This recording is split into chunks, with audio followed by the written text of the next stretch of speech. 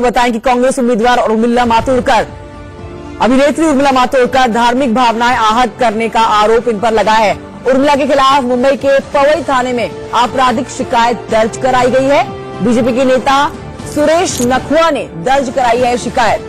BJP का यहां पर आरोप है कि उर्मिला ने इंटरव्यू के दौरान हिंदू धर्म को सबसे हिंसक धर्म बताया था। तो एक हाल फिलहाल में इंटरव्यू दिया गया अभिनेत्री और अब राजनीति में कदम रखने वाली कांग्रेस के टिकट पर उम्मीदवार बनकर चुनाव लड़ने वाली उर्मिला मातोंडकर की तरफ से। वहीं उर्मिला मातोंडकर पर जो आरोप लगाए गए हैं उस पर उन्होंने सफाई दी है। क्या कुछ बोली है वो आपको सुनाते हैं। मुझे नहीं पता क्या शिकायत की है।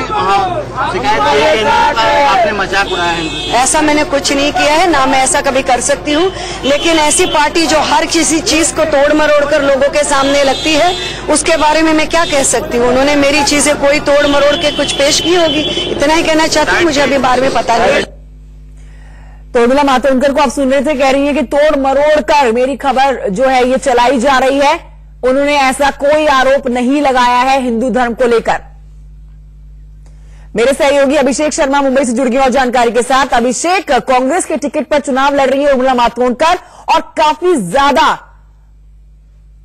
एक्टिव नजर आ रही है राजनीति में। अब जो आरोप उन पर लगे हैं उस पर सफाई दे रही है कि उन्होंने ऐसा कुछ नहीं कहा।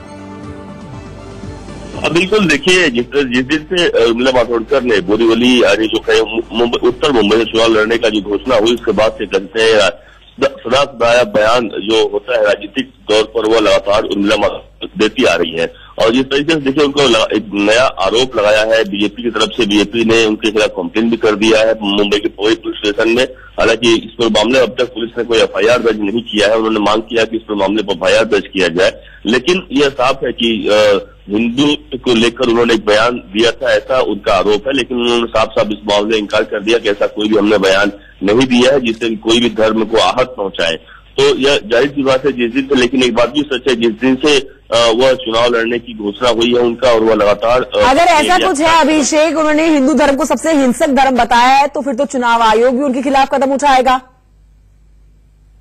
बिल्कुल, अगर बिल्कुल इसलिए कंप्लेन बीजेपी की तरफ से किया गया है। और देखिए बीजेपी जिस तरीके से, एक बात आप सही कहें कि चुनाव आयोग इस पर मामले पर संज्ञान लेगा, चुनाव आयोग को लगेगा तो उस पर मामले पर उनको नोटिस देगा, लेकिन ऐसा अब तक आयोग की तरफ से कुछ किया नहीं गया है। लेकिन एक बात ये बता दो कि जिस तरीके से लगातार अपने एरिया में जाकर जिस तरीके से लगातार भीड़ जुट रही है, जरूर बीजेपी को लग रहा है कि शायद सकती है, इसलिए कहीं कहीं बीजेपी भी बौखलाई हुई है। और जो कि गोपाल शेट्टी जो यहाँ के सिटिंग एमपी है, वह लगातार इस भीड़ जो उर्मिला मातोंडकर के साथ जुट रही है, उनसे लग रहा है कि शायद गोविंदा वाला करिश्मा हो सकता है। गोविंदा के समय भी यही हुआ था कि 5 बार राम नाईक सांसद रहे थे और वह हार थे। यही हालत है के साथ उर्मिला लगातार लोगों के बीच में जा रही है और काफी भीड़ भी जुट रही है। बिल्कुल, लगातार लोगों के बीच में जा रही है, उनसे बातचीत कर रही है और काफी ज्यादा एग्रेसिव नजर आ रही है। बहुत शुक्रिया आपका अभिषेक इस जानकारी